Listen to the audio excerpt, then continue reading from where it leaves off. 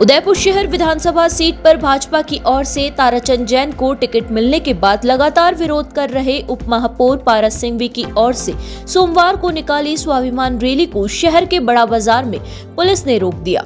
कुछ देर तक पुलिस और सिंघवी के समर्थकों के बीच कहासुनी होती रही। इसके बाद पुलिस ने एक बार कार्यकर्ताओं को पीछे करने के लिए हल्के बल का प्रयोग किया, लेकिन इसके बाद पारस सिंघवी अपने कार्यकर्ताओं के साथ देव दर्शन के लिए जगदीश मंदिर जा सके। मंदिर में देव दर्शन के बाद मीडिया से बातचीत करते हुए पारस सिंघवी ने खुले रूप से ताराचंद जैन का विरोध किया।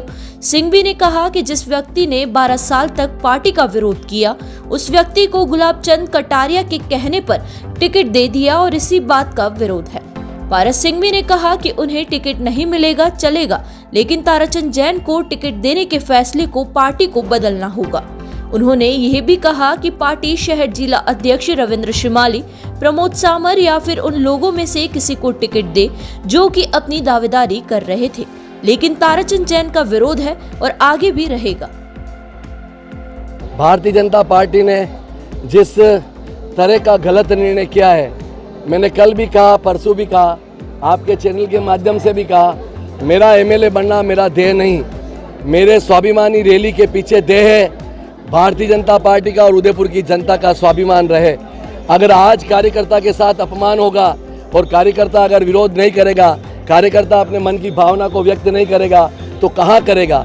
जिस व्यक्ति का नाम उदयपुर की सूची में ना हो, जिस व्यक्ति का नाम राजस्थान की पैनल की सूची में ना हो, उसे किसी एक व्यक्ति के दबाव के कारण टिकट दे देना, इस चीज़ का विरोध है। मैं किसी भी कीमत में पार्टी की नीतियों के खिलाफ नहीं हूँ और आज जिस तरह से प्रशासन को एक व्यक्ति के दबाव में यह कृत्य किया जा रहा है, क्या मेरे ठाकुर जी के दर्शन नहीं कर सकता? क्या मैं भगवान जगन्नाथ जी के दर्शन नहीं कर सकता? मैं साधु संतों के दर्शन नहीं कर सकता? और अगर मेरे साथ अगर उदयपुर की जनता और मेरे कार्यकर्ता या मेरे फॉलोअर्स आते हैं, उनको जिस तरह से पुलिस प्रशासन रोक रहा है, मैं प्रशासन से भी निवेदन करता हूँ।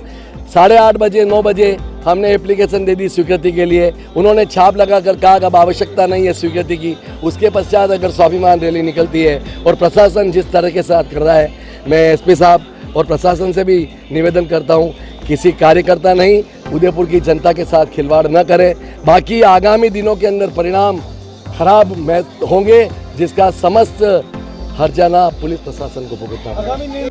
पारस सिंघवी ने भाजपा छोड़ अन्य पार्टी में जाने के सवाल पर सिंघवी ने सीधे तौर पर तो नहीं, लेकिन इशारों ही इशारों में उन्होंने कह दिया कि वे अन्य पार्टी में जा सकते हैं।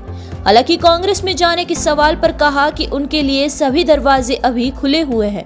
पारस सिंघवी ने यहां पर कहा कि जिन्होंने जिंदगी भर पार्टी की सेवा की, पार्टी उसे चुनाव में प्रत्याशी घोषित करे।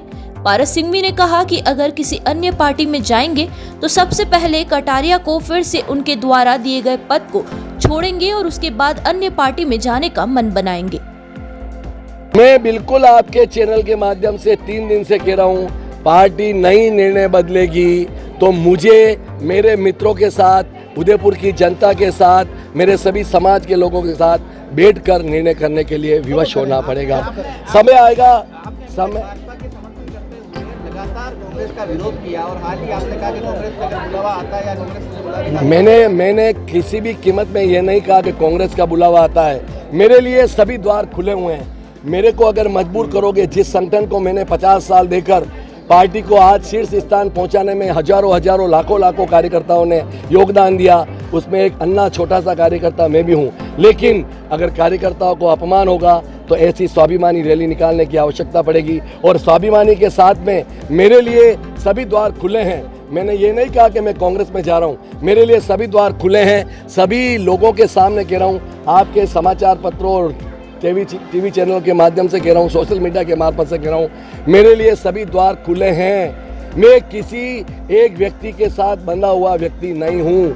अगर स्वाभिमान के साथ जीना है तो हर रास्ता खुला है, जहाँ पर प्रभु बुलाएगा वहाँ पर मैं जाऊँगा।